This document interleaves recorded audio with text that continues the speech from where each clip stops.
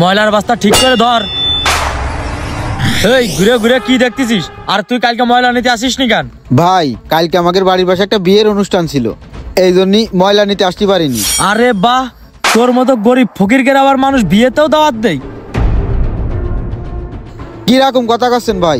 আমরা গরিব মানুষ বলে কি আমাদের কেউ বিয়েতেও দাওয়াত দেবে না? এইটা কিন্তু ঠিক না ভাই। এই গরিব মানুষের কিন্তু একটা আত্মসম্মান বোধ আছে, কয়ে দিলাম। আরে পাগল, তোর মতো গরিব ফকিরকে আবার আত্মসম্মান বোধ? হাসালি আমারে। এই শোন, পরবর্তীতে সময় মতো ময়লা নিতে আসবি, না হলে তোর খবর আছে। খবর কার আছে তুই একটু পরেই বুঝতে পারবি। একটু পরে টাকার জন্য তোর আমার কাছে যাওয়া লাগবে। এই কিরে, কি ভাবতেছিস? না কিছু না, আমি তাহলে চলে যাচ্ছি। আর শোনেন, গরিবরে কিন্তু তো অবহেলা করবেন না।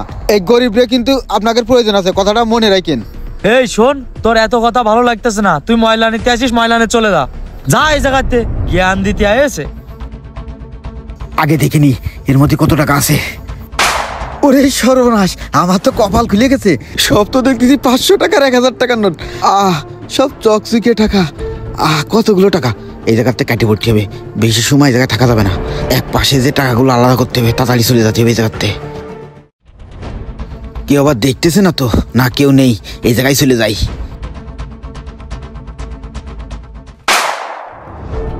এই সুযোগে তাড়াতাড়ি ময়লাতে টাকাগুলো আলাদা করে ফেলতে হবে। আরে সর্বনাশ, টাকা আর টাকা, সব 500 টাকার চকচকে নোট। টাকার গন্ধই আলাদা। কতগুলো টাকা, কেউ দেখার আগে পকেটে ভরে ফেলি।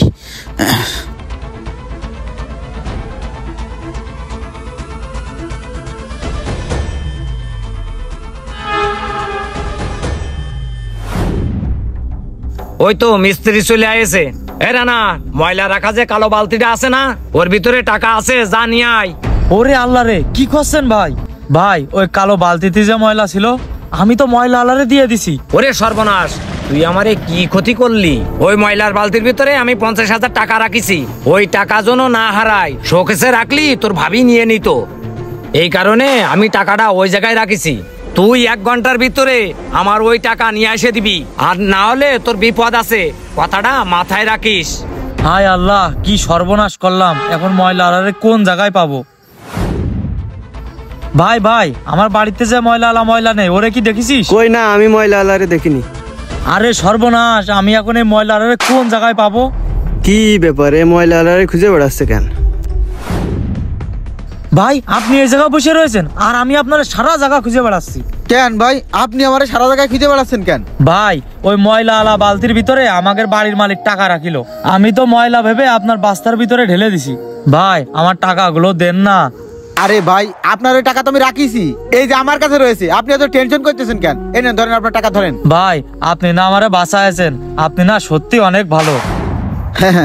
যাই দেখ মহান কিটুয়ান, এই যে আসল টাকা আমার কাছে, নকল টাকা তোরে দিয়ে দিলাম। যা, কিরাম লাগে এবার বুঝিস। কিরে রানা, ওই টাকাটা পাওয়া গেছে? হ্যাঁ ভাই, এই দেখেন টাকা পাইছি। ওই ময়লা আলা অনেক ভালো মানুষ। এই নেন টাকাটা গুনে নেন। এই তুই কি কানা? এ তো নকল টাকা, ও তো আসল টাকা নিয়ে চলে গেছে। তাড়াতাড়ি আমার টাকাগুলো নিয়ে আয়, যা। কখনো কোনো মানুষের কর্ম এবং কোনো মানুষকে ছোট করে দেখবেন না, কেননা প্রকৃতি কোনো না কোনো ভাবেই তার কাছে আপনাকে ছোট করে দিতে পারে। ভিডিওটা ভালো লাগলে পেজটি ফলো করে একটি শেয়ার করে দিবেন। ধন্যবাদ।